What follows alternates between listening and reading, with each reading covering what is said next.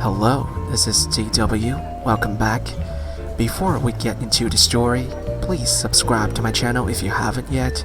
It's free and only require you to click on the button below. It would really help my channel a lot. Thanks.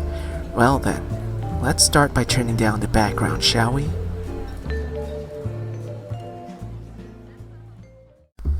Today, we have a pro-revenge story posted by user Lana the Avenger. Let's start the story. Hello, I just learned of this delightful sub from some YouTube videos, and boy, do I have a doozy to tell from 20 or so years ago. I was the victim and my friend Lana was the nuclear avenger towards the perpetrator, hence the username, but she's given me the permission to post it as long as all names were changed. I've been telling this story for years, so some details are still clear as day. Buckle in, ladies and gents, and all of you in between. It's a long and wild ride. Background: my hometown was a very small town. There were no corporate businesses in town. Everything was family owned and run. Those who didn't work in the town usually drove about 15 minutes to an hour away for work. We had a local sheriff instead of police. As you can imagine, the town was pretty much dying. I've moved out of the country since then, and from what I hear, it's completely gone now. My friend Lana and I grew up as next-door neighbors, and we were best friends. Lana was Chinese, scary smart, and the calmest person alive. All of the kids in our town, there weren't a lot of us, went to the same school, which was about 30 minutes away by bus. Neither of us were popular, but at the very least, we weren't hated. Lana was loved by the teachers for her respectful attitude and good grades, and she was always offering to tutor our classmates or younger students who needed it, including me for English literature. She was so successful at it that she started her own little business for it. It was part of how she got revenge for me. The town we grew up in was small enough where everyone at least knew each other by last name, so everyone was acquainted. If gossip happens, then it spreads fast. Part of this was thanks to the one bar in town run by Frank, a cool old biker dude who was loved by everyone as the local grandpa. Frank was nosy and gossipy as heck, but we all loved him anyway because he was a genuinely good person. He was the type of guy to volunteer to go to parent-child meetings if the parent couldn't make it for any reasons. Yep, we had a lovely place to grow up in with lovely people. Then, Karen moved to town. Karen was an utter biatch in many ways for her own reasons, but like I said, gossip spread fast. One neighbor heard the story from an out-of-town relative, and eventually the whole thing was known. Karen's husband had cheated on her, and they had a nasty divorce.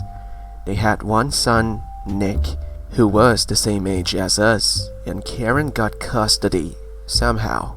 She had moved here a year later because her job, waitress, found out that she was stealing money. Her husband had jumped on that opportunity to announce to their mutual friends that the reason he cheated was because Karen was manipulative in every way under the sun. She had financially, physically, and emotionally abused him, and he had run into the arms of a woman who, while perhaps not completely moral, as she was knowingly cheating with a married man, was not abusive. At first, Karen had attempted to save herself by claiming he was making it all up because he was just upset that he didn't have custody rights. Her son, Nick, however, was on his father's side and secretly confirmed his father's words to his classmates who told their parents. Eventually, the pressure and hate on all sides became too much, and she fled the city and came to our town where no one knew her. Everyone did try to befriend Karen at first, but a Karen is a Karen. She responded to our friendliness with waves of entitlement and subtle racism. Nick was fine. He was the type who was used to cleaning up after his mother's messes through apologies and baked goods. His specialty was cookies. Lana and I befriended him and brought him into our friend group at school. While Nick loved baking, our school didn't have the equipment for a baking club, so he joined the drama club instead. I didn't like Karen. She had screamed at me for more than one occasion and made me cry. She also poked fun at me for being a little overweight, which for a 13-year-old translated to me being a hippo. She had money from her life savings and pretty much lived off of that without working. The only good thing about her was that any child support money went into Nick's education and health. Nick would later tell me though that she was grooming him to be her next cash cow, so he needed to get a good job to pay for all her crap and to grow up quickly so she wouldn't have to take care of him. Not like she did anyway. 2 things to know about Karen. The first was that she hated Frank for being her exact opposite, which is well liked and respected. Frank hated her equally and gave her shitty service at the bar, which she couldn't complain to the manager about because he was the manager and owner, and nobody would back her. But Frank's bar was the only place in town licensed to sell booze, and Karen was pretty much an alcoholic after the divorce. The second thing was that she hated Lana. Neither of us are entirely sure why. It was probably racism, but Lana had also taken Nick under her tutoring wing, and Karen kept insisting that she was sabotaging his grades. Joke's on her, his grades got better. Then Karen insisted that Lana only got good grades because her father was a teacher at our school. Again, racism. Mr. Chang was Chinese, but definitely not Lana's dad. To be honest, I think another reason Karen hated Lana was because Lana has always been extremely chill, and so has never appeared to quake in fear at Karen's mercy. In Lana's own words, her own tiger grandmother was scarier. I've since met them, and she's right. Karens try to attack like they have some sort of high ground, and tiger grandmothers just flat out attack. The incident. Senior year of high school, and suddenly my dad was ill and bedridden. The local clinic, neighbor's house 2 doors down, was doubtful about his long-term survival if he didn't get help from a real hospital. Lana was my rock in my emotional storm that was depression. I temporarily moved in with her while my father was moved to a big hospital in the city, and my mother followed after him by staying with a cousin who lived there. I was given the choice to go, but I didn't want to because it was just painful seeing my father like that. My mother didn't blame me at all. Lana's parents were absolutely wonderful, though a little stricter than what I was used to. There I was, a lone 17-year-old who was more emotionally fragile than average, when Karen decided that if Lana wasn't a responsive enough target, then she'd just switch to me. Karen laid her trap by appearing to suddenly be very sympathetic and kind towards me. She told me that she was sorry about what had happened to my father, and to contact her if I ever needed help. Lana and Nick were immediately suspicious. I was too, initially, but the longer my parents stayed in the city, the more sad I got, and any friendliness was a welcome blessing. I was convinced that maybe she had changed. Nick gradually came around too, and I think it was because deep down he was always hopeful that his mother had some good in her. Lana was the only one who remained suspicious, and Frank was too. Frank often dropped by to check up on me and told me not to get taken in by her. I learned of this later, but Lana was suspicious because while Karen was nice to me and Nick, she was still vicious towards Lana. I didn't know about this until after the incident. Eventually, Lana and I got into a huge argument about Karen.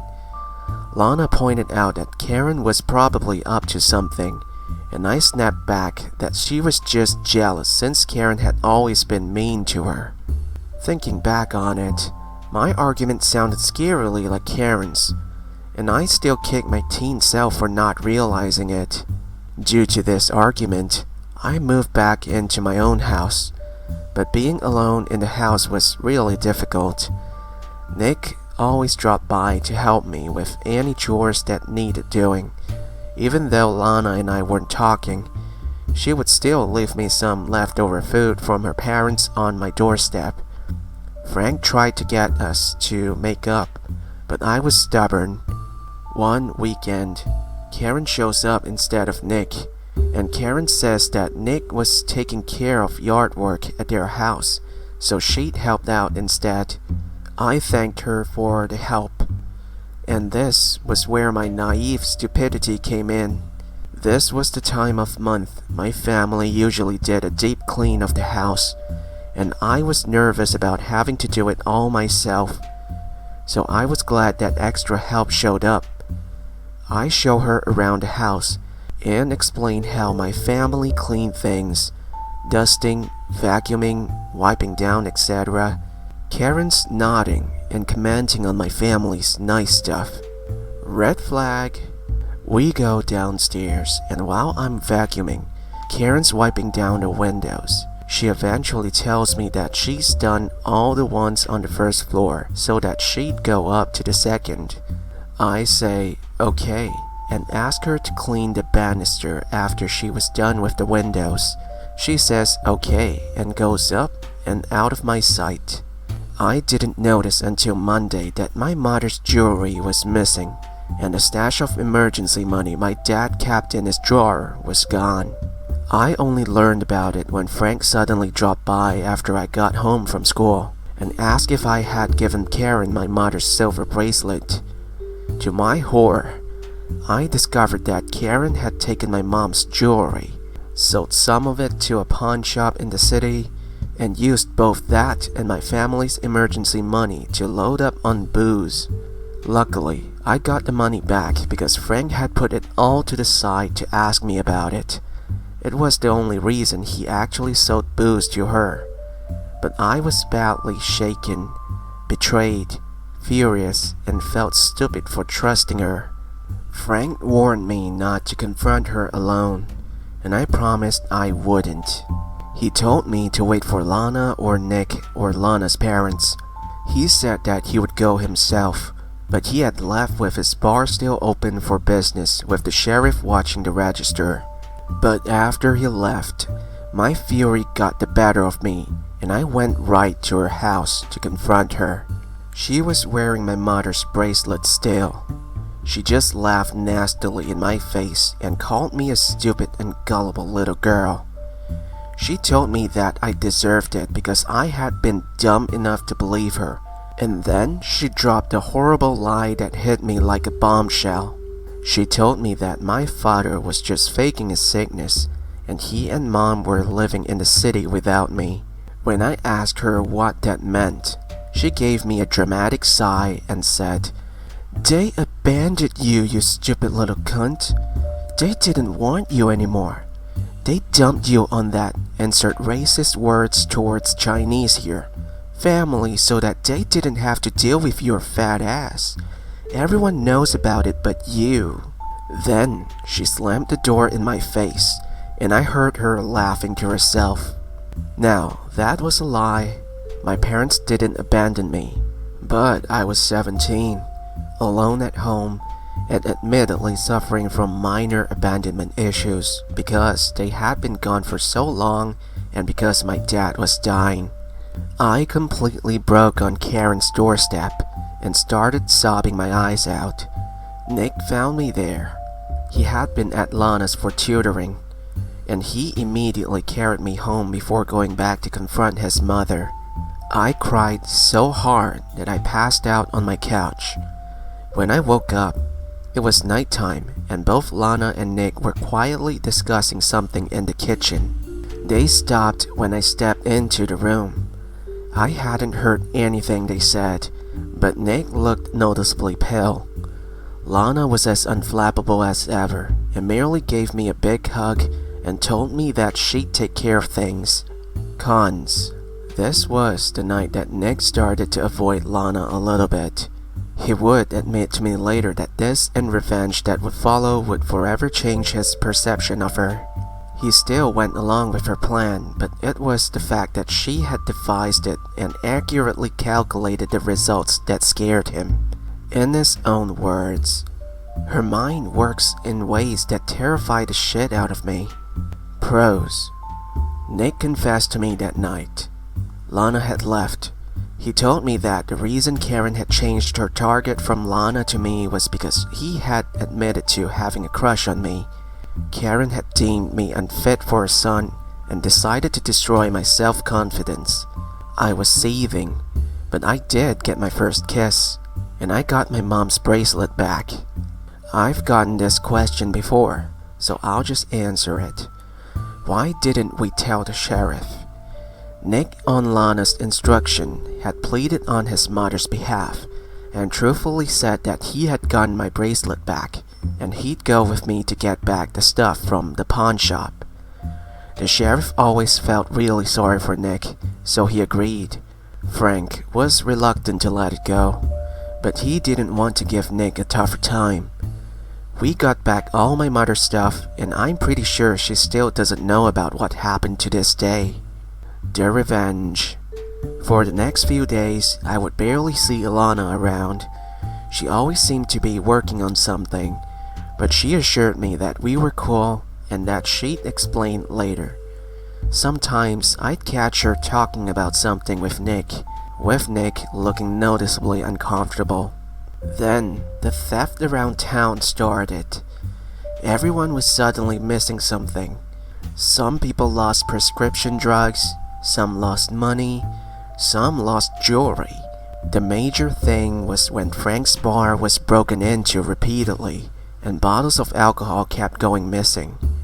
It only stopped after he installed a deadbolt on all doors. The sheriff was running everywhere, investigating all he could. Lana's parents cautioned me about living alone and told me to come back to their house. Lana instead volunteered to sleep at my place, and her parents seemed uncomfortable with the idea. But they gave in because they knew their daughter was responsible enough for the two of us. Those nights were really fun. Lots of girl talk and giggling and me talking about Nick. Lana was very happy for Nick and I felt so happy not having to be alone in my own house anymore that I slept soundly every night and had to be shaken awake by Lana when it was time for school. After nearly everybody had been burglarized, including Lana's house, some silverware, and mine, it happened while I was at the supermarket. My mother's bracelet went missing again. Suddenly, everything went quiet for a week. Then it was Nick's turn to suddenly disappear. But he came back after a few days and gave the school a signed note from his father. Karen hadn't seemed to notice that he had left, as she was still chugging on the alcohol she had bought from Frank with my family's money. That should have been a sign for me about what Lana had done. Alcohol at her place usually didn't last that long. 1 week later, we wake up to sirens and we go to the window to see actual police cars lined up in front of Karen's house. Before our eyes, Karen gets dragged out by 2 cops in handcuffs while she's kicking and screaming profanities. Nick was following behind her, uncuffed. We watched as the sheriff gave Nick a hug and said something to him. Nick just shook his head. I remember Lana smiling. I never saw Karen again, but Nick came back. He was 18 at the time and able to live in their house alone. Police came to question everyone, including me. the first victim in the crime spree. I refused to give testimony in court because at the time, I was super confused and didn't want to be involved anymore. And Nick said he'd do it for me. He, Frank, and a couple of other people from town left one day to give witness statements for Karen's trial. She was being charged with theft, resisting arrest, assault of a police officer, and child sexual abuse. The last one was a major what? When Karen was judged guilty of all crimes and put in jail. Lana sat me down and told me what she had done. So it turns out that Lana was not just book smart. She was scary smart. She knew how to pick locks and how to wipe away traces. She practiced sleight of hand tricks with Nick until she could pretty much pickpocket anybody. She was the one that had been going around stealing things through two methods. The first was breaking and entering. The second was simply walking in as a tutor and slipping items into her book bag when her students and their parents weren't looking. She stashed all of these things in Nick's room, who would stuff everything into Karen's room when it was time. But that wasn't all. No wonder Nick was so scared of her now. He still is. As it turned out, during that time period when Nick suddenly disappeared, Nick had gone to find his dad and confessed to a horrible truth that Karen had been sexually abusing him ever since the divorce. That is, at this point, 5 years ago. He told his father that it was because Nick looked a lot like him. Nick actually does resemble his father quite a bit. And when she was drunk, she would attempt to have sex with him. When she was more sober, she would grope him and make comments about him being as handsome as his father, and that she'd hoped she would grow up quickly. Both Nick's father and his girlfriend, the one he cheated on Karen with, were understandably horrified. The girlfriend had a lawyer brother who was damn good at his job, and he immediately jumped on the case. Nick told me that being in the drama club really paid off. None of it was true, except for her wanting him to grow up quickly. Remember the cash cow thing? Everything he told the lawyer had been devised by Alana, and she had purposefully devised it so that it fit into Karen's public behavior. Everything just fit in so well that it was hard to believe that 2/3 of the story was a lie. Frank told his story about how Karen had come into his bar with money she had made from stealing from my house. Nick told his story about confronting his mother after carrying me home and how she freely admitted that she had stolen my things and he had to fight her for the bracelet. The lawyer reasoned that Karen was the only person who didn't have a job in town, so she had the most free time to go around to people's houses and steal things. Plus, the alcohol that had disappeared from Frank's bar, which obviously went to the town alcoholic. She had stolen money before from her old waitress job, and she had admitted to stealing stuff from me and selling it for booze money. So it was likely that she had the intent to do so again, and had put her crimes on a wider scale and meant to eventually hawk all the items she had illegally acquired. It turned out that Karen really had drank that alcohol too. Nick just refilled her bottles with the stolen alcohol and she never noticed. They found the empty bottles all over the house, including under her bed, with all the other stuff she stole. Lana's ultimate card though was that there were plenty of eyewitnesses who listened to Karen's shit talk in the bar. Stuff about how Nick was going through a rebellious phase and she had to discipline him and had drunkenly contemplated tying him up so that he wouldn't run to his asshole father. About how other children in the neighborhood were stupid brats, especially me and Lana, and how she would love to discipline them too. Karen's discipline was most likely violence, but coupled it with Nick's sexual abuse story, it was taken as an admittance to pedophilia.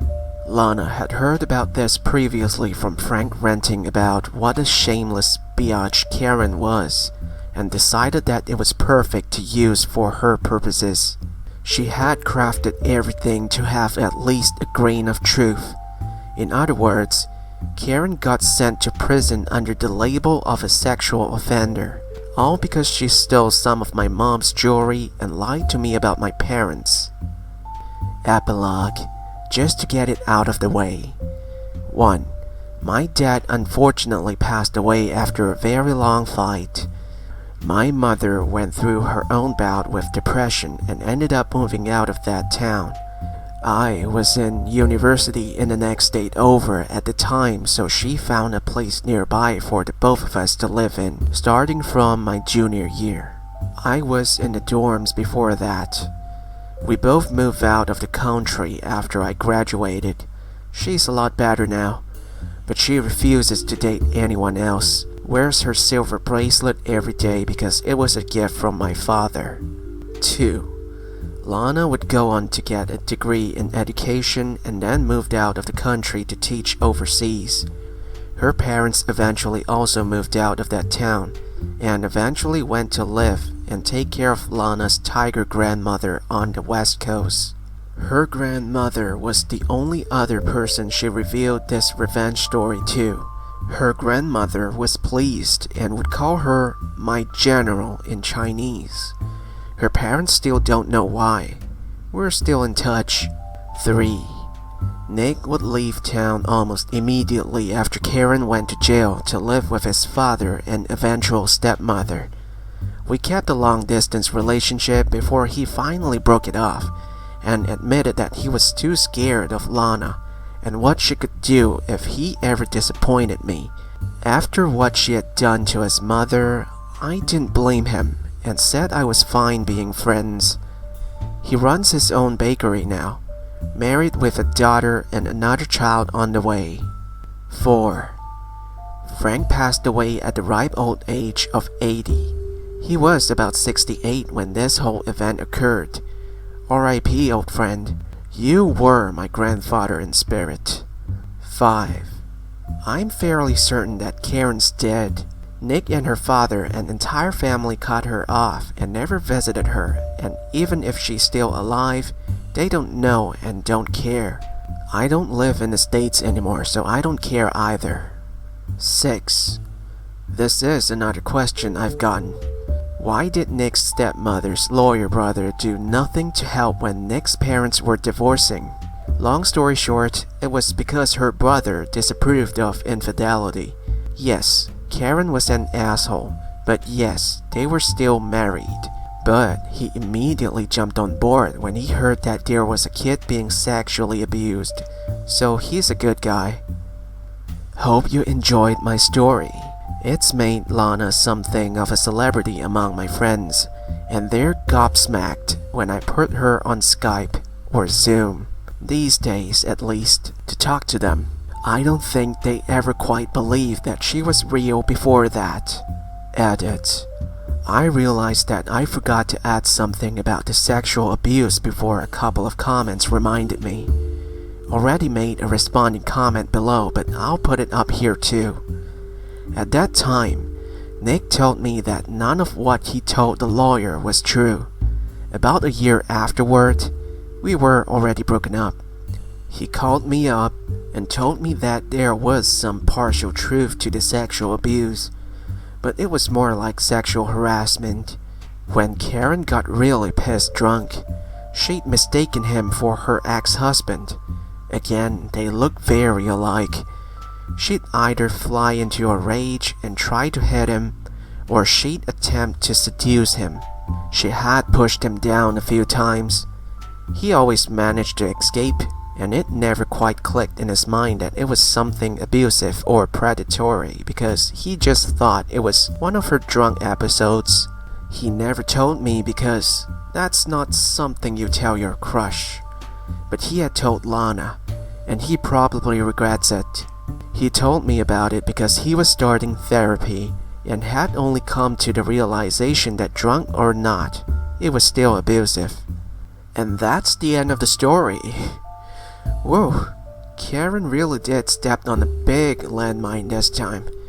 She kept picking on Lana without even realizing that Lana was the one who is letting her win. So what do you think of this story? Is it good?